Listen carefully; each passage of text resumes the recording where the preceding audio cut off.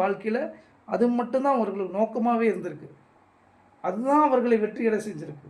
நம்ம பேசலாம், என்னங்க காசு பணம் வேண்டாம், அது வேண்டாம், இது வேண்டாம், இப்படியெல்லாம் ஓடாதீங்க, அதை பண்ணாதீங்க, இதை பண்ணாதீங்க இல்லாமல் சொல்கிறீங்க அப்படின்னா, நீங்கள் எப்பொழுது உங்களை உணர்ந்து உங்களுக்குள்ளே அடங்கி ஒடுங்கி நிம்மதி இது போதும் அப்படின்னு நிலைமைக்கு வர்றீங்களோ, அப்பொழுது தான் எது உங்களுக்கு உண்மையாக தேவைப்படுகிறது என்பதை நீங்களே உணர்ந்து கொள்ள முடியும்.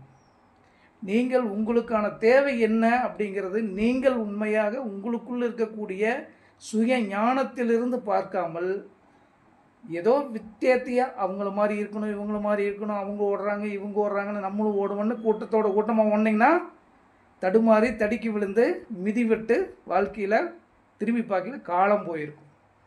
அப்போ கடைசியில் நம்ம என்ன பண்ணுவோம்? பெற்றவங்களை குறை சொல்லுவோம், சுற்றார் உறவினர் எல்லாத்தையும் குறை சொல்லுவோம், கூட பிறந்தவங்களை குறை சொல்லுவோம், கடைசியில் எதுவுமே இல்லையா படைச்ச இறைவனை குறை சொல்லுவோம், கும்பிட்ற தெய்வத்தை குறை சொல்லுவோம்.